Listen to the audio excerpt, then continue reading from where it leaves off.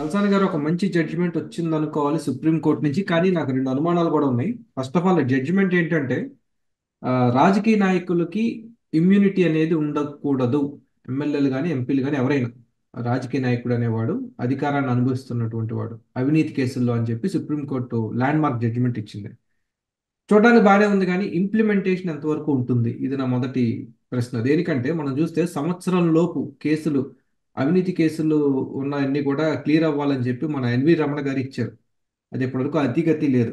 రెండోది, ఈ కేసుల్ని ఆధారం పెట్టుకుని, ఈ చట్టాన్ని ఈ తీర్పును ఆధారం పెట్టుకుని కేంద్రంలో ఉన్న రాజకీయ పార్టీలు ప్రాంతీయ పార్టీల మీద దాడికి తెగబడే ఆ, ఒక పెను ప్రమాదం లేదంటారా? నా ఈ రెండు ప్రశ్నలకి సమాధానం చెప్పండి సార్. సమాధానం మీది ఇచ్చేసారు కదండి. మీ ప్రశ్నలోనే సమాధానం ఉంది. ఖచ్చితంగా తెగబడే అవకాశం ఉంది. అలాగే మొదటిది కూడా ఒక మంచి జడ్జిమెంటు.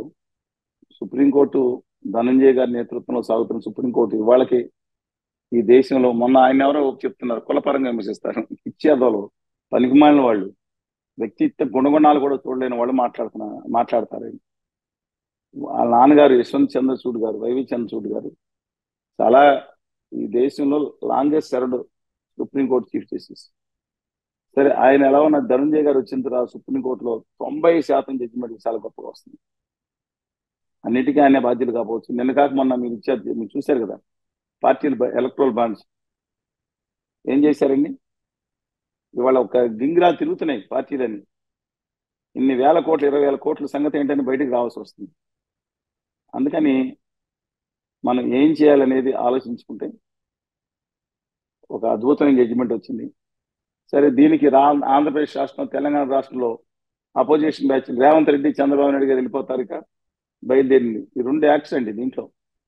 రాష్ట్రంలో అవినీతి నిరోధక శాఖ చట్టం కింద నమోదు చేసిన కేసులు వీళ్ళకి వర్తించవు. ఇమ్యూనిటీ అని మీరు 17 ఇవి వేరే ఉన్నాయి కదండి, అవి వేరే ఉన్నాయి. ఇది ఈ సెపరేట్ నిన్న వచ్చిన జడ్జిమెంట్ బ్రైబరీ టు ఎంపీస్, ఓటుకు నోటు కోసం, ఆ, ఓటుకు నోట్లు రాచి దీంతో పాటు రెండో విషయం కూడా ప్రశ్నించారు.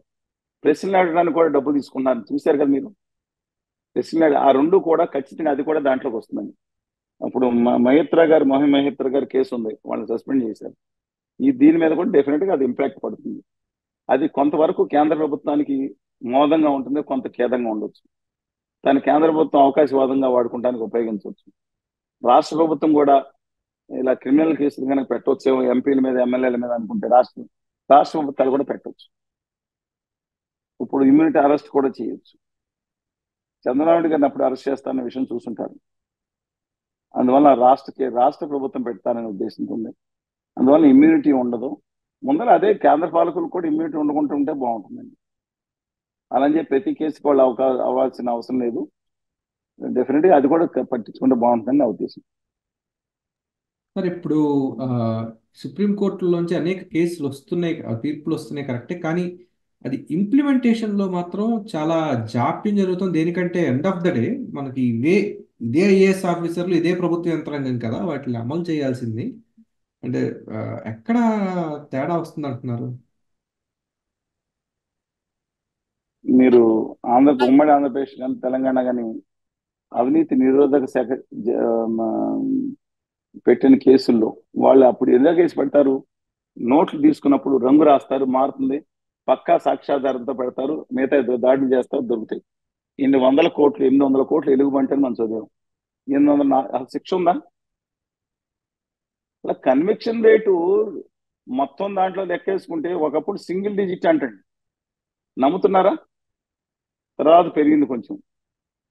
100 కేసులు పెడితే సింగిల్ డిజిట్ అంటే 8, 9 కూడా కన్విక్షన్ రేట్లు లేవు. పకడ్బందీగా వ్యూహం పన్ని పట్టుకున్నారు, బ్రహ్మాండంగా రాస్తారు పద్యాలు మాత్రం మీడియాలో. వ్యూహానికి, గేలానికి, ఏసీబీ గేలానికి చిక్కిన అవినీతి తిమింగలం. ఉమ్. తిమింగలం చేప కాదు, చిన్న చేపల బలపని బ్రహ్మాండంగా రాస్తారు. టీవీలో కూడా డింగర్ డింగర్ డింగర్ అని మ్యూజిక్ వేసుకుని కొడతా ఉంటారు. ఆ డింగర్ డింగర్ 2, 3 రోజులే.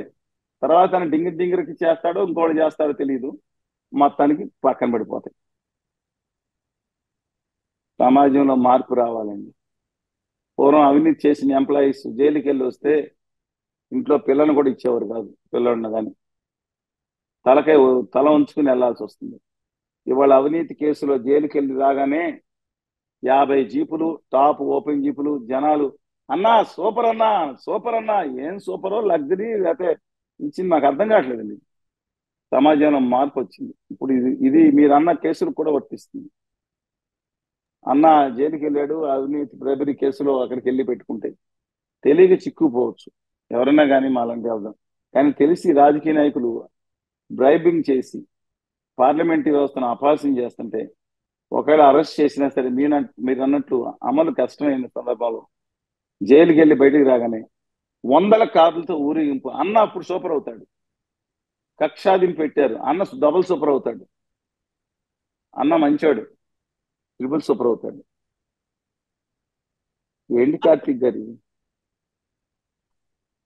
మీరు ఇలాంటి వాటి మీద చర్చ పెడతారేంటి? మీకు అర్థం, రకుల్ ప్రీత్ సింగ్ గురించి మోడీ గారు ఇచ్చిన దాని గురించి చర్చ పెడితే అది ఎక్కడికో వెళ్ళిపోద్ది. మొన్న ట్వీట్స్ ప్రజాకి సంక్షేమ కార్యక్రమం అయితే ఇలాంటి చోట్ల సమాజాన్ని బాగు చేద్దామని పెడితే చూసేవాళ్ళు చూస్తారు, మళ్ళీ వీడు వచ్చి దాని కింద ట్రోలింగ్ పెడతారు. నాకు ఇది ఎక్కడికి వచ్చాడు, 2018 19 కనపడలేదు.